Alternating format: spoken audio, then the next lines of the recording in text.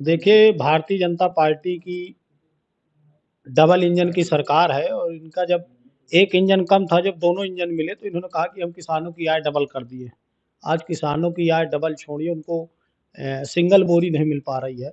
सुबह से शाम तक भूख-प्यास से सुबह से लग जाते हैं लोग लाइन में बच्चों को लेकर और शाम तो हो जाते हैं, शाम होने के बाद भी एक बोरी खाद नहीं मिल पा रही।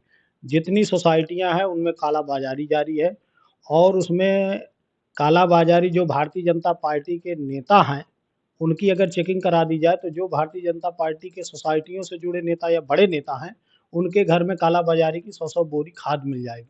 तो ये कालाबाज़ारी भाजपा के लोग करा रहे हैं ताकि किसान परेशान रहे, किसान पीड़ित रहे और जिस तरह से सोसाइटियों में पर्याप्त मात्रा में खाद नहीं दी जा रही और उसको जानकारी ये मिली कि खाद ब्लैक में बेची जा रही है।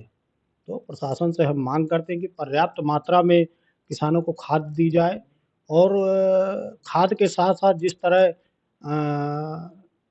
सरकार किसानों को जो गरीब किसान हैं, खाद का किसी तरीके से पैसा तो एडजस्ट कर लाते हैं, किसी तरीके से पैसा का जुगाड़ कर लाते हैं, लेकिन उनको ज़बरदस्ती नैनो की शीशी दे दी जाती है। अगर नैनो की शीशी नहीं लेता है, तो उसको ज़बरदस्ती मना कर दिया जाता है, खाद नहीं मिलेगी आपको।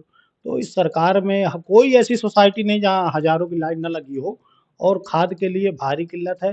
ये सरकार की सबसे बड़ी नाकामी है कि किसानों को एक बोरी खाद नहीं दे पा रही। सरकार केवल कागज़ों में कह रही है कि हमने इतना कर दिया, उतना कर दिया, जबकि वास्तविकता ये है कि किसी गौशाला में आप आकस्मिक छापा मार लीजिए, तो वहाँ जानवर ही आपको नहीं मिलेंगे, केवल कागज़ में दिखाए जा रहे हैं जानवर और दूसरा उसका मुख्य कारण ये है कि सरकार बजट ही नहीं दे रही। प्रधानों से आप बात कर लीजिए, किसी गौशाला में ₹1 देने का काम सरकार 6 महीने से ₹1 भुगतान करने का काम नहीं किया। तो आखिर प्रधान कब तक उनको ब्याज का पैसा लेकर, लोगों से चंदा लेकर कब तक खिलाएगा वो? उसकी भी एक तय समय सीमा है। तो सरकार पर्याप्त मात्रा में गौशालों की व्यवस्था ही नहीं कर पा रही। लगातार जिस तरीके से आज सड़कें चाहे जो सड़क चले जाइए, हर सड़क में अन्ना जानवर घूम रहे हैं और सरकार वो चूँकि बुंदेलखंड में सबसे बड़ी परेशानी इस समय किसानों के बीच अन्ना प्रथा की है कि किस तरीके से जानवर खुले छुट्टा घूम रहे हैं, गौशालाओं में जानवर हैं नहीं, रोडों में है, खेतों में है। तो सरकार इसमें विफल है और सरकार कोई प्रबंध ही नहीं करना चाहती गौशालाओं को लेकर कि गौशालाओं को लेकर पर्याप्त बजट दे कि जिससे किसानों को दिक्कत ना आए, किसानों की फसलें बचाई जा सके और लोगों से आए दिन एक्सीडेंट हो रहे हैं सड़कों में।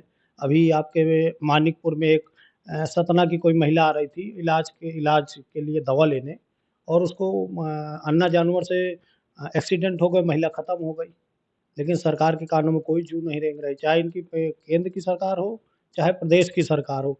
ये केवल सुबह से शाम तक जनता को बेवकूफ़ बनाने के अलावा कोई योजना इनकी धरातल में नहीं चल रही है। आप गौशाला का देख लीजिए, इसके अलावा जो भी ये योजनाएँ बता रहे हैं, चित्रकूट में तो आप देख ही रहे हैं, चाहे जिस सड़क में चले जाइए, कोई ऐसी सड़क और नेशनल हाईवे नहीं है जहाँ इनके हज़ारों जानवर आपको सड़कों में ना दिखाई दें।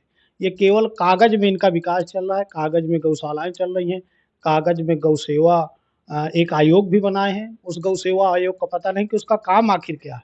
उनको तो हम लोग देखते हैं कि जो गौ सेवा आयोग के जो लोग हैं, वो पीडब्ल्यूडी में घूम रहे हैं, विभागों की दलाली करते हैं।